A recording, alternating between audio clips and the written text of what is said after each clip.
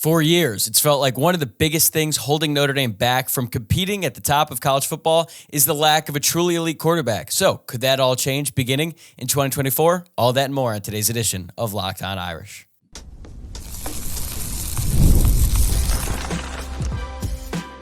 You are Locked On Irish, your daily podcast on the Notre Dame Fighting Irish, part of the Locked On Podcast Network, your team every day. What's going on, and welcome into another edition of Locked On Irish, your daily Notre Dame podcast. And today is Tuesday, July 2nd, and thank you for making this your first listen of the day. I'm your host, Tyler Wojciak. I'm a Notre Dame alum and producer at Fox Sports, and this show is free and available on YouTube and wherever you get your podcasts. No matter how you choose to tune in today, though, I really appreciate you joining me here. But if you are watching along on YouTube, this is your reminder to give that video a thumbs up and subscribe to the channel. Or if you're listening to the pod, please rate the show 5 stars, leave a review, and subscribe if you have not already. Today's episode is brought to you by FanDuel. Make every moment more. As playoffs wind down, the sports stop sporting like we want them to, but this summer, FanDuel is hooking up all customers with a boost or a bonus daily. That's right. There's something for everyone every day, all summer long. Just visit FanDuel.com. So it's Locked On to get started. Okay, we are officially in July, which means the regular season is just under 2 months away. The start of fall camp begins at the end of this month, but it also means that we are in the midst of a recruiting dead period, and there usually isn't a ton of breaking news this time of year in the college football space. This is a time when college football coaches go on vacation because they really do not have any other break on the calendar throughout the year. There really aren't that many sports on TV, so really everyone is left anxiously awaiting the start of football season. So to get ready for this upcoming season, I'm going to do a deep dive into each position group on the Notre Dame roster in the lead up to the start of fall camp over these next several weeks. We're going to break down the depth chart, most important players, strengths, questions, concerns. I've got some predictions as well. And to start this series, we've got to take a look at the most important position on the field, the quarterback. And for the first time in a really long time, Notre Dame's quarterback room from top to bottom should be a strength on this roster. Let's take a look at what they have. So they have 4 scholarship quarterbacks, which that by itself is a big accomplishment because there aren't that many teams in the modern day and age of college football who can actually have 4 scholarship quarterbacks on the roster because guys transfer, they move around all the time because there can only be one quarterback on the field. And the one quarterback that is going to be on the field the most this season for the Irish, hopefully, as long as health permits, is Riley Leonard, who will be entering his senior season. He is the Duke transfer that Notre Dame added in the transfer portal this past offseason. From the moment that Riley Leonard entered the transfer portal, it seemed like he was going to end up at Notre Dame. It was pretty funny the day that he did it. The news was like Riley Leonard enters the transfer portal, and then pretty much every single college football reporter out there said, Riley Leonard is going to go to Notre Dame, and that is where he ended up. And this season, it doesn't seem like Marcus Freeman is really pretending that there's a quarterback competition because there's really not. If there is a competition, it's for the backup spot or maybe the third string position, which I'll get to in a second. But Riley Leonard is the clear-cut QB1 for this team heading into fall camp.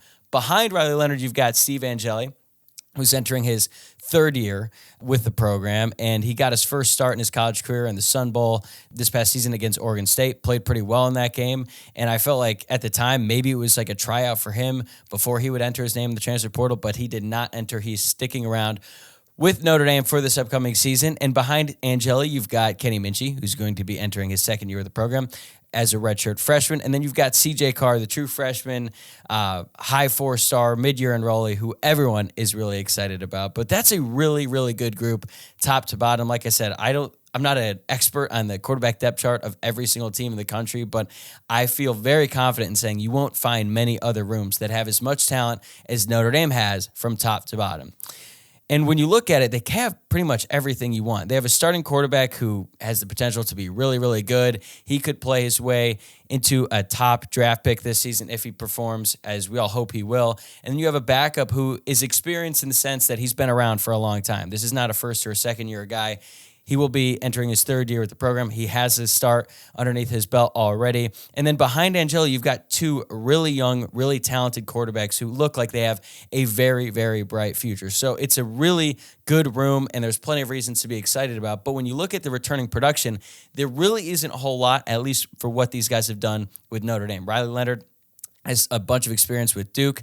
Last season really didn't go that well for him. He only played in 7 games after the second half of his season was pretty much wiped out by an injury. Statistically, it wasn't that great. Had just over 1,100 passing yards, 3 passing TDs, 3 interceptions, 352 rushing yards with 4 touchdowns on the ground, which is nice, but it doesn't even compare to what he did in 2022 when he had just under 3,000 yards passing, 20 touchdowns through the air, 13 more on the ground, and only 6 interceptions to go along with 699 rushing yards. He led Duke in passing and rushing that season, and that is really why so many people are so excited about what Riley Leonard can do this season. And then he showed flashes of that in the season opener against Clemson last season, but then after that, and really after that game against Notre Dame, it just wasn't going to be his year, but hopefully this year will be a lot better for him. Steve Angeli, I mentioned he has 1 start under his belt, and he did go out there with the ones. I thought it was really good that Marcus Freeman and Jared Parker, who's the offensive coordinator at the time, gave Steve Angeli a chance to go out there, play with the ones in the case that Sam Hartman did get hurt. That never ended up happening, but then Sam Hartman opted out of the bowl game, and Steve Angeli got his chance to shine. I thought he played well last season. Granted, some of it was going up against pretty weak competition, but he did finish 34 of 44, which is a 77% completion percentage. It's really good. 504 yards passing, 7 touchdowns, 1 interception against Stanford, and he also had 27 rushing yards, all of which came in that game against Oregon State. I think that's important. I'll get to that a little bit later on. Kenny Minchie, barely anything there. He went 2 for 2 with 12 yards passing last year. So he is basically starting from scratch. So I think when you look at this group and their expectations for 2024, there's plenty of reasons to be excited about each and every guy and what they could bring to the table. But in an ideal world, Riley Leonard stays healthy and starts every single game for the Irish. Now, I'll admit that seems a little bit unlikely given the fact that he's already been dealing with injuries throughout his career. He missed most, if not all, of Notre Dame's spring practice as he recovered from 2 ankle surgeries that he had this offseason. But one thing you can expect from this offense is that it's going to look much different than what we've seen from Notre Dame over the course of the past 5 years. And a big reason for that is because of the new offensive coordinator, Mike Denbrock. Denbrock loves to run designed quarterback runs. We saw that when he was the offensive coordinator for Notre Dame back in 2015. Kizer was a big part of Notre Dame's running game. And then last year, the last 2 years, when he was the offensive coordinator at LSU, he had Jane Daniels run the ball a whole lot, and that is a big reason why he ended up winning the Heisman. So I feel like when you look at this offense, every single quarterback on this team can run the ball. They're not all the runners that Riley Leonard is, but I think that what you're going to see from Riley Leonard this season is going to be a better version of what Notre Dame had in DeShone Kizer back in 2015. So let's look at what Kizer did that year. In his first year as the starter, he came in for Malik Zaire when he went out with a season-ending injury in that Virginia game, which was just the second game of the year. So in those 12 and a half games that Kizer played that season, he finished with a completion percentage of 65%, which is pretty solid, 2,884 passing yards, 21 touchdowns, 10 interceptions. He ran the ball 134 times for 520 yards and scored 10 rushing touchdowns. Those are pretty good numbers. Now, you can make the case that, well, Kizer also had Will Fuller to throw to. That's fair. There's no Will Fuller on this roster. But let's focus in on those numbers for a second, because I think when you compare that to what I expect from Riley Leonard this season, I think Leonard might have a slightly lower completion percentage. I have some questions about his accuracy with the ball, although he did win the Air It Out competition at the Manning Passing Academy this past weekend, and he looked pretty accurate throwing the ball there. Now, granted, that is with T-shirts and shorts on, so I don't know how much you could buy into that. But I do think that Riley Leonard is going to throw for a few more pass yards or something around that range, around 2,800 yards. He's going to have similar passing touchdowns, above 20, I would say. Hopefully he has less interceptions. 10 interceptions was a lot for DeShone Kizer back in 2015. And I think that Riley Leonard is going to finish with more rushing yards, because as good of a runner as DeShone Kizer was at Notre Dame, Riley Leonard is better. He's bigger. He's faster. I think he's more elusive as well.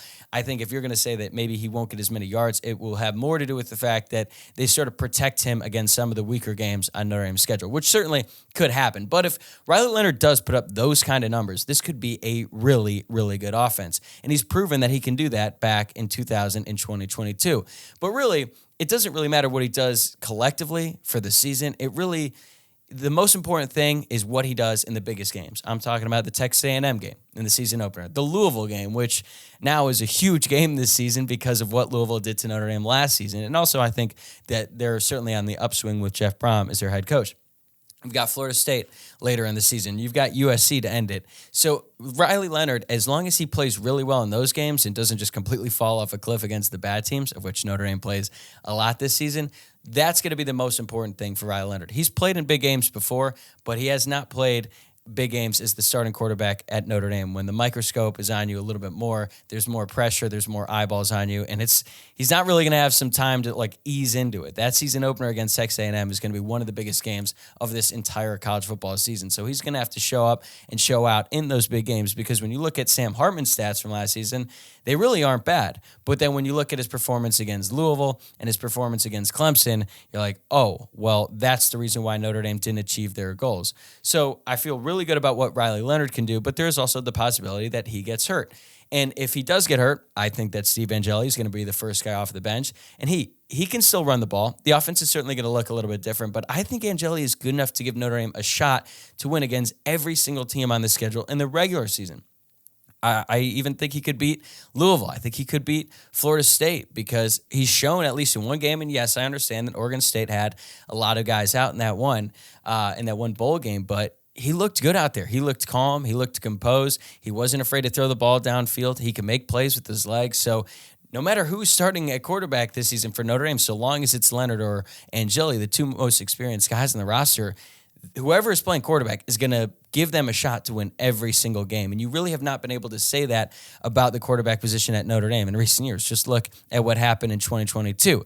So beyond that, my expectations about the group, if you're looking at second string, third string, fourth string, I think all eyes are going to be on CJ Carr and Kenny Minchey. Could either one of those guys beat out Steve Angeli to be the backup by the end of the season? I think it's certainly possible, but it's a big difference between playing well against the 2s and 3s in practice and in spring ball compared to going up against the other team's starters on a Saturday. If Kenny Minchey or CJ Carr were thrust into the action this year and they had to go out and face, some of these defenses that are on Notre Dame's schedule, I won't feel quite as confident that they will be able to beat those teams. But again, how many times do teams have to run out their third and fourth string guys? Odds are not that much, and knock on wood, that won't happen this year for the Irish. So when I look at the room, I think the floor is higher than it's been since 2015, because even if the starter goes down, the backup gives you more than a chance, and the ceiling is higher for Riley Leonard than it's been for any Notre Dame quarterback since Jimmy Clausen. Does he still have a lot of room to grow?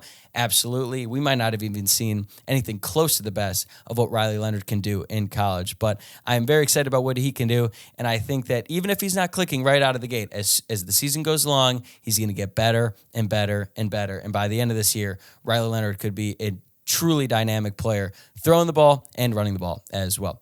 All right, coming up next, we're going to take a closer look at the strengths of the quarterback room, and I'll explain my biggest concern that could hold them back. Today's episode is brought to you by FanDuel. I love sports. I love them so much that I never want them to stop. But as the playoffs wind down, we get fewer games, and the sports aren't sportsing like I want them to. But FanDuel lets me keep the sports going whenever I want. All I have to do is open the app and dream up bets anytime I'm in the mood. And this summer, FanDuel is hooking up all customers with a booster or bonus every single day. That's right. There's something out there for everyone every day all summer long. So head over to FanDuel.com/lockedon and start making the most out of your summer. FanDuel, an official sports betting partner of Major League Baseball.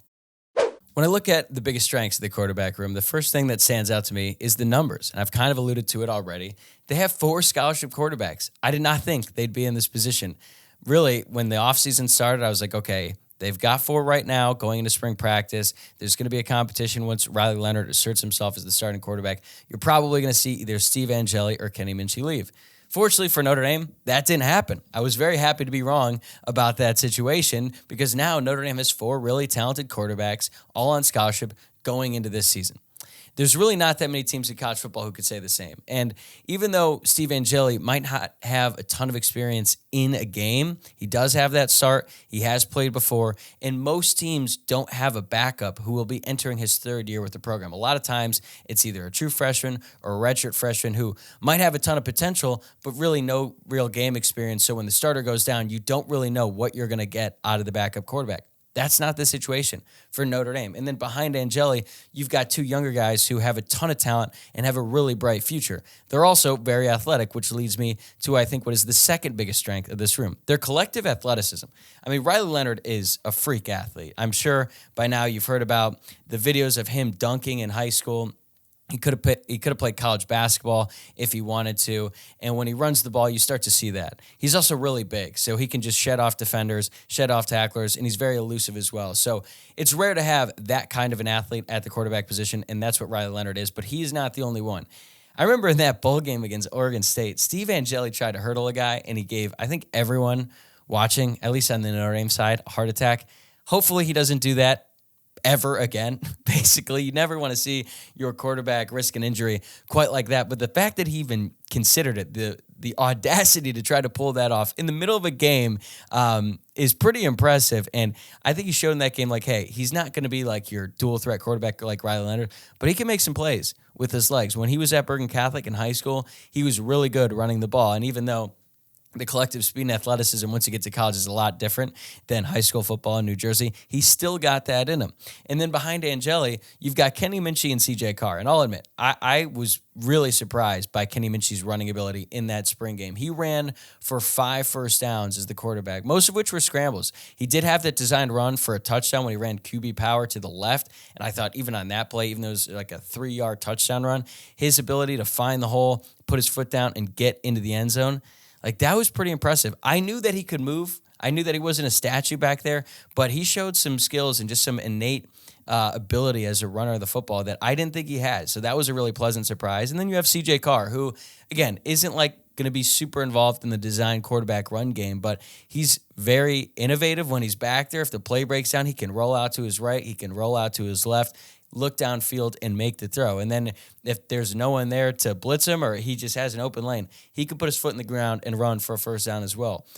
Notre Dame hasn't had this in a really long time. You look back at who they've had at quarterback over the past several years, most of them were drop back passers. And even Ian Book, who was one of the best scramblers I've ever seen and extremely elusive in the pocket, and when he'd roll out, he didn't run a ton of design quarterback runs. He did run a few, but not really anything compared to what we're going to see out of Riley Leonard this season. So every single one of these guys can move. They can make plays with their legs, and it's something that the defense is going to have to account for.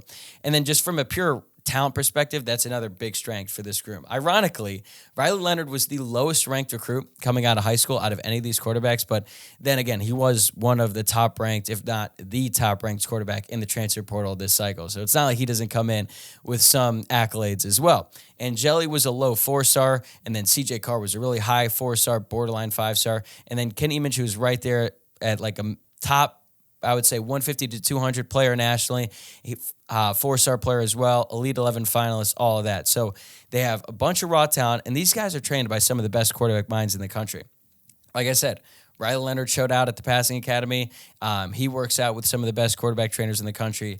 Minchie works out with QB Country, very well-respected quarterback training program. Carr has probably been receiving private training since he came out of the womb. So these guys have been receiving special attention for a really long time, and I think that they are able to take their game to the next level every offseason. They continue to get better, and also they have a great quarterbacks coach at Notre Dame and Gino Guidugli, and now they have Mike Denbrock as the offensive coordinator, who is also going to be crucial to their development as well. So development is great. It's a lot better when you already have that raw talent to begin with, and I feel like all of these guys have a lot of raw talent to work with. And lastly, for my biggest strength of the quarterback room, I think competition is a real strength. Even though that there's not going to be a competition for the starting job, I would say that there is competition for 2 and 3, and that competition is going to bring out the best in this group.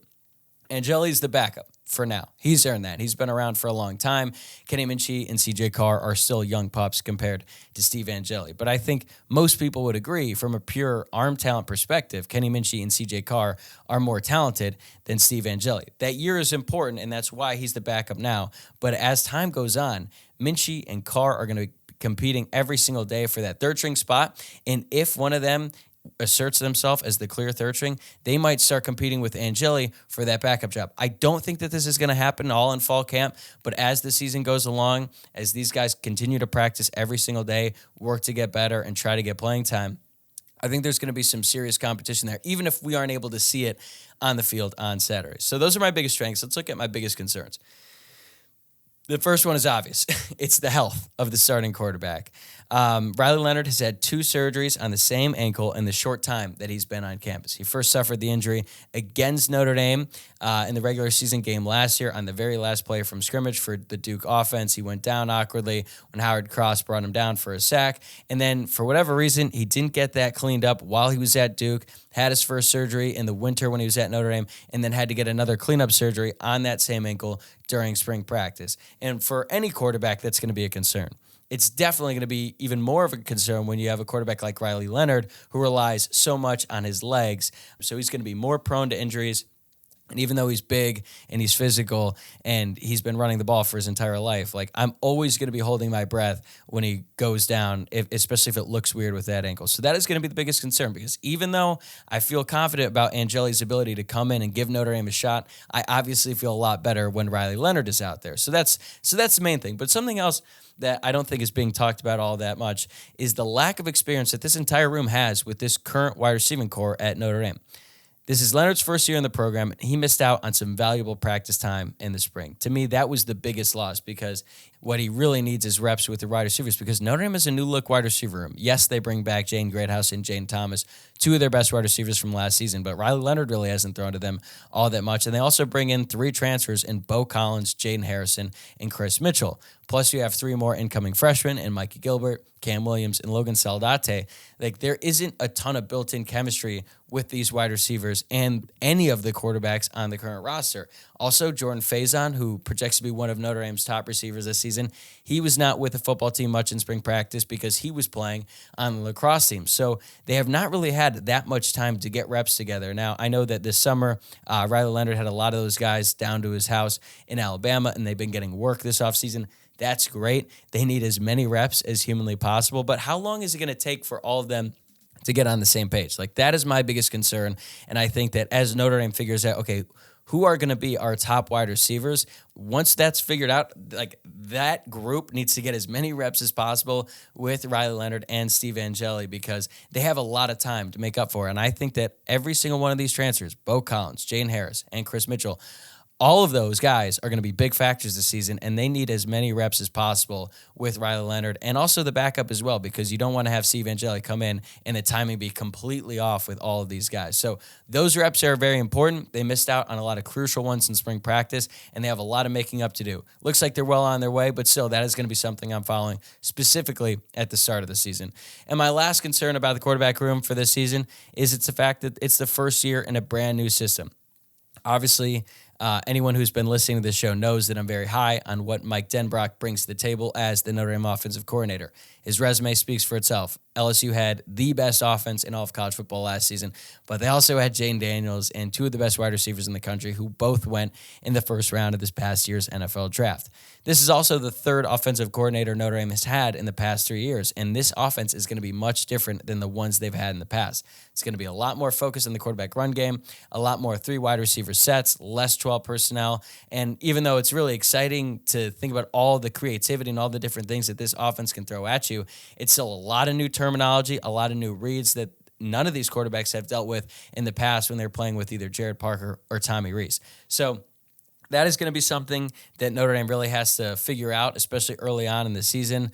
Odds are that Notre Dame quarterbacks are going to feel much more comfortable in the offense next season with the full year under their belt with Mike Denbrock as the offensive coordinator, but they can't wait a year. There's already so much pressure on this season. This team is too talented, so they can't just be like, all right, well, we're going to be better next year. Let's just punt this season. No, they need to figure out the way to maximize this offense as much as possible, even though there's going to be a lot of new stuff being thrown their way. Fortunately, Mike Denbrock is very experienced. He also knows Notre Dame. He understands the type of players that Notre Dame attracts, and I feel confident that he's going to be able to make this process and this transition go as smooth as possible. But still, it is a big transition. There's going to be bumps along the way, and that is going to be something I'm following, especially at the start of the season, going on the road at Texas A&M in a hostile environment where they're going to be running this offense for the first time in a real game. All right, coming up in segment 3, could 2024 be the beginning of a great run for Notre Dame quarterbacks? All right, so let's take a look ahead at the future of the Notre Dame quarterback room. And to put it simply, I think that 2024 could be the beginning of a really impressive run for Notre Dame quarterbacks. It should be the last year of the 1-year rental that Notre Dame has had to do 3 of the past 4 years because recruiting has improved drastically at the quarterback position. And that's one thing that I never really understood about fans who would get really upset when Notre Dame went into the transfer portal to get a quarterback. It's like, okay, I understand you're like, you want to, it's unideal, right? You would much rather just recruit guys in high school, develop them in-house, and then let them play on Saturdays. But the fact is, Notre Dame was not really recruiting quarterbacks at a high level, and that really came back to bite them in 2022 once Tyler Buckner went down and then Drew Pine was out there. And then you looked at what Notre Dame had last season. They had to go in the transfer portal and get Sam Hartman. And this year, they had to go in the portal and get Riley Leonard. So it made sense, but also that shouldn't be the practice every single year. Fortunately, Notre Dame has been recruiting at an elite level at quarterback ever since Marcus Freeman took over as head coach. Notre Dame has had 4 quarterbacks committed over the course of the past 4 years. If you look at the cycle from 2023 through 2026, and all 4 quarterbacks are ranked in the top 200 of their class. So Kenny Minchie in the class of 2023 was ranked just outside the top 150 players nationally at 168. 2024, they got CJ Carr, borderline 5-star, top 100 player. And then in 2025, they've got Deuce Knight committed, who has a real chance to be a 5-star when the cycle is all said and done. When he committed Notre Dame, he was ranked like outside the top 100, but every single week, it seems like at every single event, every time he steps on the field, people are more and more impressed by what Deuce Knight can do. So there's a real chance he finishes as the top-ranked quarterback commit for Notre Dame in a really long time. So there has been an influx of talent in that room. And by the end of the season, I expect that we're going to have a much better idea of what the race for the starting quarterback position is going to look like next season.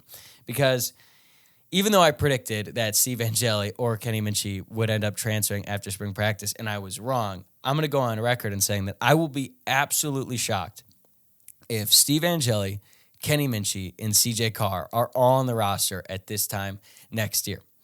Odds are 2 of those 3 guys behind Riley Leonard are going to separate themselves by the end of this year. If Minchie or Carr beats out Angeli and they become the backup, Angeli will almost certainly enter the transfer portal because then his path to playing time is basically denied because a younger quarterback has beat him and moved past him on the depth chart. So if that happens, Angeli's gone. But if Angeli, say he continues his development and he maintains his role as the backup throughout the rest of the year and maybe going into next season, he looks like he could be the starting quarterback for Notre Dame. Well, then now you're going to have a 2-man race between Kenny Minchie and CJ Carr to be the backup. And odds are if CJ Carr wins that battle, Kenny Minchie isn't going to stick around because, again, it's the same thing. It's a younger quarterback beating him out on the depth chart to be the backup, and the path to playing time just isn't really there for Kenny Minchie. And guys move all the time in college football, but particularly at quarterback. So there's a bunch of different ways that this could turn out. I don't think CJ Carr is a threat to transfer within the next couple of years, but who knows, man? People surprise you all the time in college football, but I think that as the season goes along, even if Riley Leonard is healthy, there's going to be a lot of competition going on every single day in practice, and the coaching staff is going to get a really good sense of what they have in this room. And as I said in the previous segment, competition is going to be good for this team. It's going to bring out the best in these guys because even if they're not the starter, they're going to have to continue to work every single day in practice to beat out their counterparts who are all really talented. And I think that should make all Notre Dame fans excited because right now they've got a bunch of really good players. These guys are going to separate themselves. And even though a lot of people are really excited about Deuce Knight being on the way, could be a 5-star, all of that, there's still a lot of guys in this room. And he's got a long way to go before Deuce Knight is going to be stepping on the field for the Irish. I do think that there's a chance that next season Notre Dame might incorporate some run packages that are designed for Deuce Knight just to keep him happy, keep him out there on the field, and, utilize his running ability. He is a freak athlete. He ran a 4.5 at the Elite 11s. He's got a 42-inch vertical. So there's reason to put him out there, even if it's just for a package, and it's like, okay, he's not going to be the every down quarterback. The fact that he's even on the way is really exciting. And then in 2026, you've got Noah Grubb. The quarterback room is in great shape. I think that what Gino Guidugli has done ever since he joined the team along with Marcus Freeman, once he became the head coach, has been really, really impressive. And I'll admit, I probably haven't given him as much shine as I probably should have. But something that Brian Smith talked about last week when he was on the show is that he's a big reason why Notre Dame has been able to attract all these quarterbacks.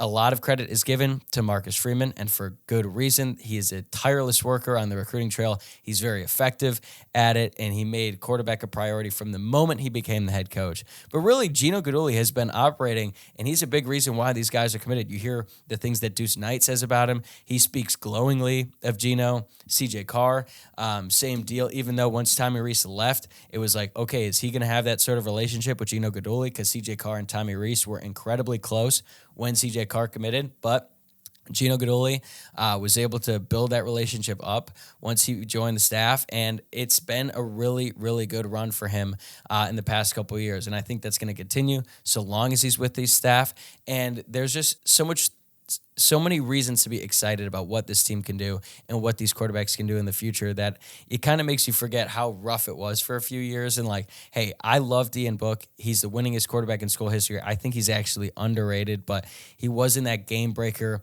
type of guy that could lift Notre Dame in the college football playoff. Like, he really hit his ceiling going up against Alabama. It just wasn't going to be there for him in that game. But now Notre Dame is attracting guys like CJ Carr, like Deuce Knight, and hey, maybe even Kenny Minchey. He might have that kind of talent as well via the high school recruiting system. So now the quarterback room is just loaded with talent. There's not going to be any guys who you watch him throw and you're like, wait a second, what the hell is wrong with his throwing motion there? That is not what a quarterback should look like. And you know that all of these guys are athletic enough to make plays with their legs. There's going to be a lot of competition over these course these next several years. But hey, I think competition brings out the best in people, and that is a big reason why this quarterback room is in such good shape going forward. And like I said, if all goes to plan, all this competition is going to happen behind closed doors because Riley Leonard is that talented. He could be that good for the Irish this year, and I really believe that he's going to start the full season. He's going to have an excellent year for the Irish, and then I think that after this season, once it's all settled, I think that Kenny Minchey is going to really assert himself as the quarterback for next season. I think Angeli is going to leave. And then next year, you're going to have a real battle between Kenny Minchey and CJ Carr to be the starting quarterback. Odds are it's going to last throughout the spring unless CJ Carr just really takes his game to another level and takes over the starting job going into his redshirt freshman season. I know a lot of people are already counting on that happening. I'm not ready to go there just yet. I don't want people to count out Kenny Minchey. I think he has a real good chance to be the starting quarterback next year. But if this does end up happening, if Angeli does leave in the transfer portal after the season and it's Kenny Minchey and CJ Carr, that is going to be a really, really fun quarterback battle to watch. And then you'll have Deuce Knight there as a third string guy. And I'm going to be talking about the Notre Dame quarterback room for probably like 100 episodes next offseason because that will be such a fun battle between two really talented quarterbacks and a third quarterback who probably won't threaten to start his freshman season, but will be a threat on the ground in those run packages like I talked about earlier. So when you look at it overall, this quarterback room is in so much better shape than it's been in such a long time. And even though I have my concerns, I feel like this has the chance, with Mike Denbrock and Riley Leonard working hand in hand here, this could be a really, really explosive offense led by a quarterback, and it might be mostly on the ground. Riley Leonard is such a good running quarterback that I think it was actually underrated when he first committed to Notre Dame, and I didn't look at that as closely as I should have. And then ever since Mike Denbrock joined the staff, I've really focused in on that. I think he's going to be a huge factor. He's going to be very dynamic for this team, and I think opposing defenses are going to have their hands full with him, and it's going to be a lot of fun to watch this season. All right, that's going to do it for this episode. Thanks again for making Locked On Irish your first listen of the day. I'm going to be back tomorrow morning to do a deep dive in the Notre Dame running back room, and then on Thursday, I'll be doing another mailbag. I've got some good questions from last week that I'll answer on the show, but if you've got more questions, send them my way. You can submit yours in the YouTube comments. You can send them on Twitter at Locked On Irish, or you can send them in on Instagram at Locked On Irish Pod. Also, make sure that you're subscribed on YouTube or wherever you're listening to the podcast, and I'll see you tomorrow.